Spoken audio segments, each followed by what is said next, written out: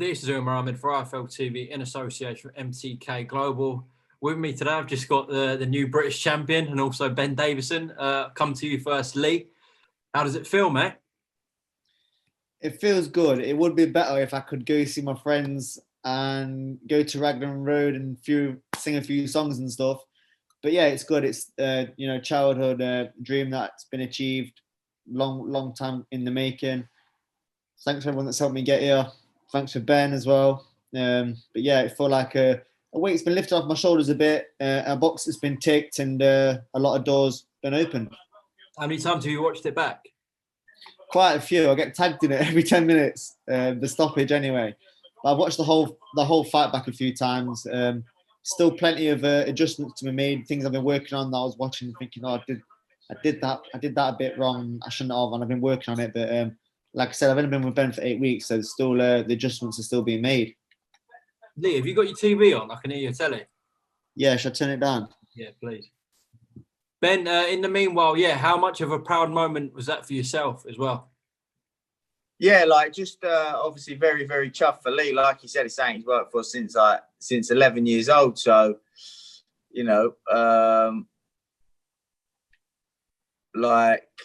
obviously our team has sort of helped him over this period, but he's worked for years upon years upon years upon years for it and gone through, put his body, mind, body, soul through, things that normal people just can't put themselves through. So to finally help him reap the rewards is very rewarding for myself.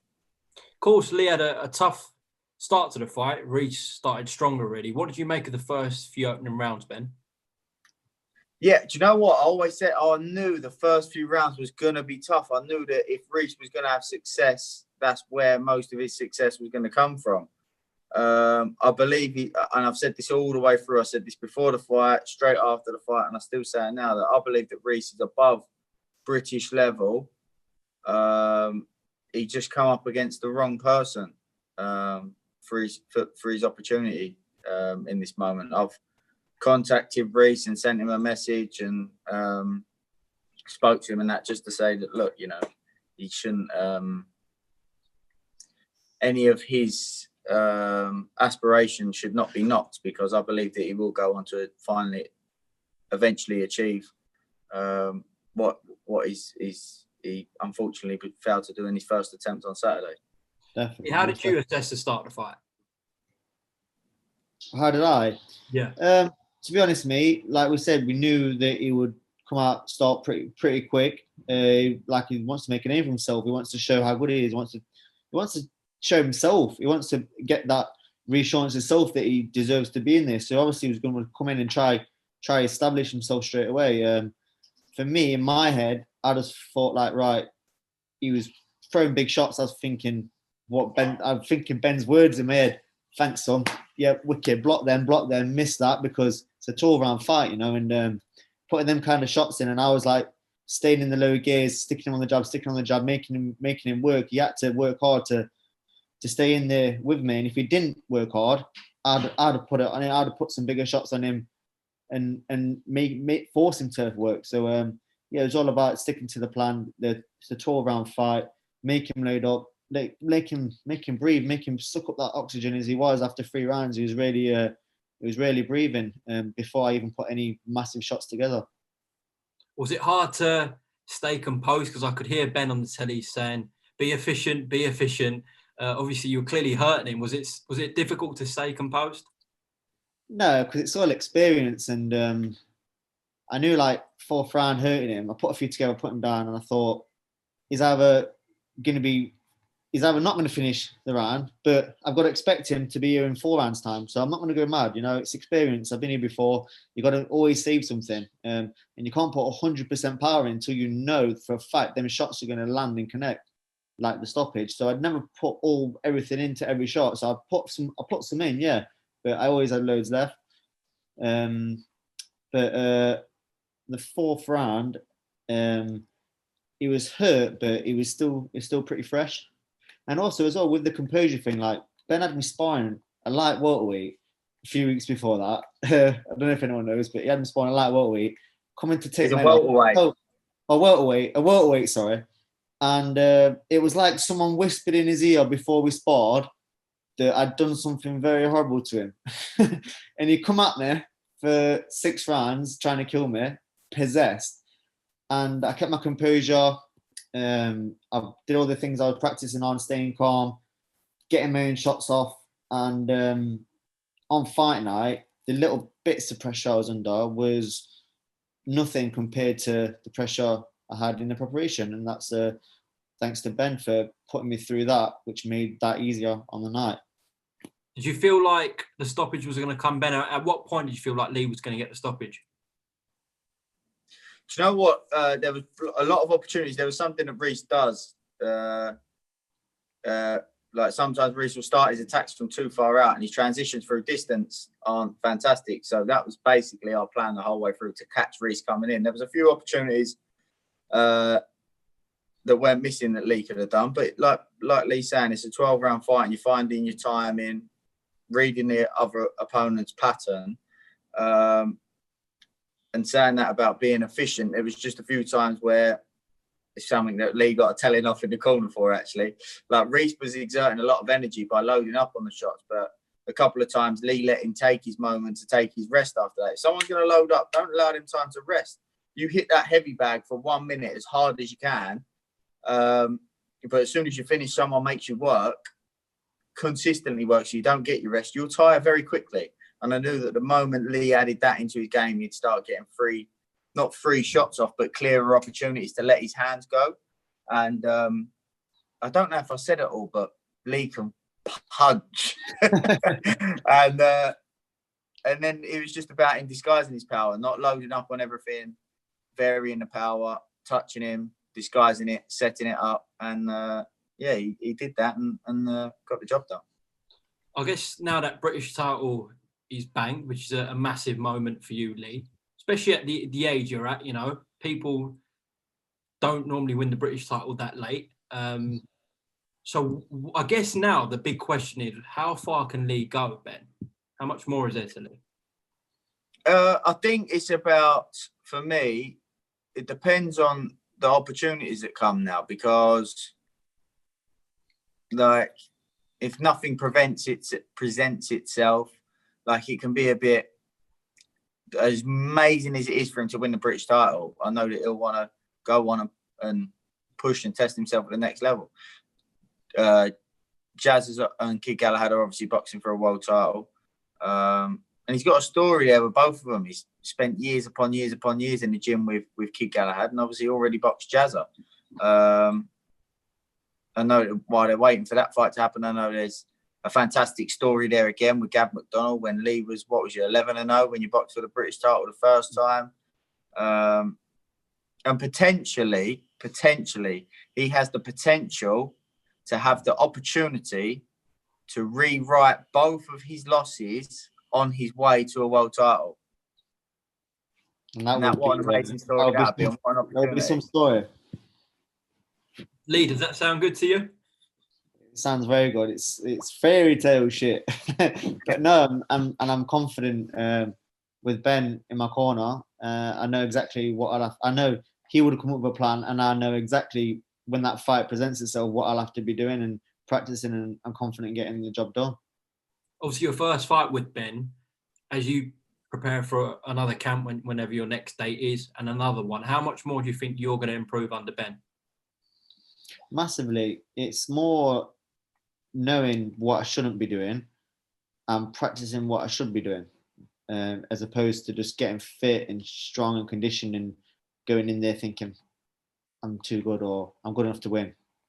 Can't do it. Even like I think if you watch like the Galahad Warrington fight, like, Barry's a great fighter, but Warrington had a game plan. I don't really think Barry did. So that's the difference between winning and losing. Game plan, analysing the opponents, which I've never done before. And Ben's eye for them individual things is what's going to be key to getting these victories and getting the win across the line against some fighters again. Didn't stay for the main event, did you? You went back to the hotel. We watched it. Surprised? Yeah, I mean, shocked, obviously, because I didn't really look at the kid. I didn't watch him. I didn't, because obviously I had my eyes on my own things, but I didn't analyze him, look at what's in front of him. So you just read all the comments online. So, oh, it's an easy photo, but it's always the case, isn't it? When everyone writes someone off. But I just think he fought the wrong fight. He thought he had a fight. He had a fight. He swung it out with him. There's no boxing. There's no feinting. There's no making a miss. Didn't look like there was a game plan. Maybe his head went in a good place watching his stablemate get beat before. Maybe underestimated him as well. So, well, that was your fault, Lee. Yeah, essentially. Hope I don't get the bill. Yeah, Ben, did Lee say it there where he just fought the wrong game plan, Josh? I don't think so. I just think It's always wrong for him. Stylistic nightmare. I said at the first round, didn't I, Lee? It's all wrong for him. I said straight away, as soon as I saw that come out, because the same as Lee, I hadn't watched him. I was focused on Lee's fight. So I didn't bother to have a look at Lara. The moment I saw the first round, I thought, I think I actually said, not in a horrible way, but I think I said that I think Warren is going to get chinned. Yeah. Just stylistic nightmare.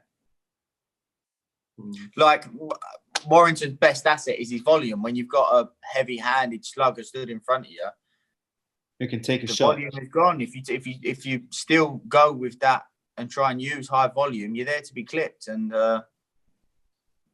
whether it was a case of Warrington didn't expect that and didn't prepare for something else, or that he hasn't got other layers to his game, I can't tell you that. But that was just what it was at the moment. There's a contrasting moment in Lee's fight. I was watching it back yesterday, where one of the things, obviously, Lee's, I've not.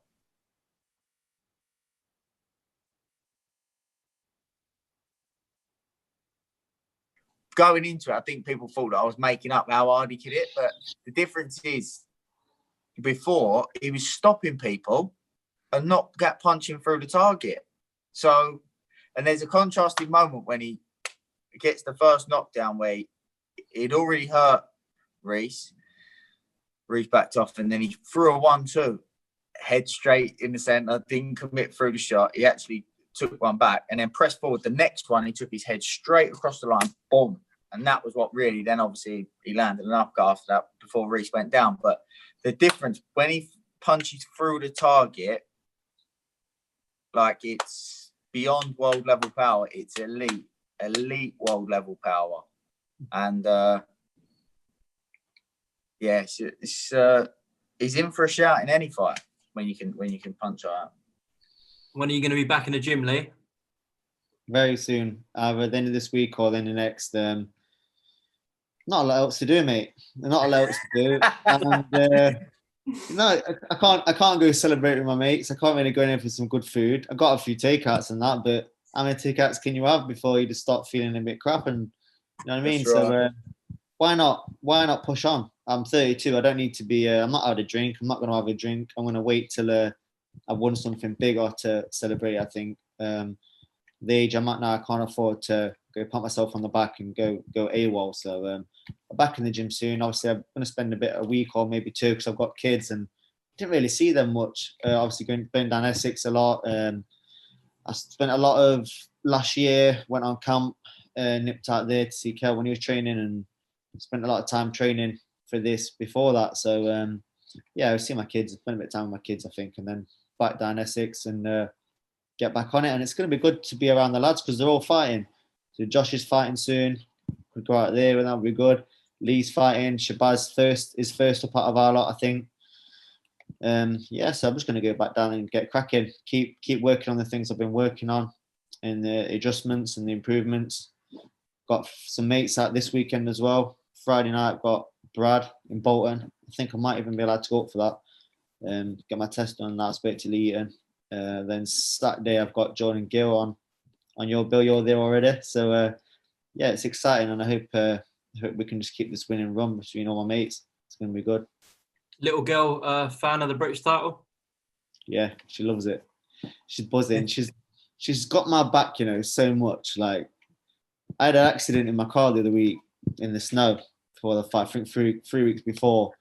Hit some snow, hit a tree. She was a bit. She was all right. She was just a bit upset, and then was waiting to get recovered, and the police rocked up in an unmarked car, parked up. So we was in this other car. This woman stopped for us. So I got out, and she went mental. She was like, "You're not taking my dad!" Screaming, crying.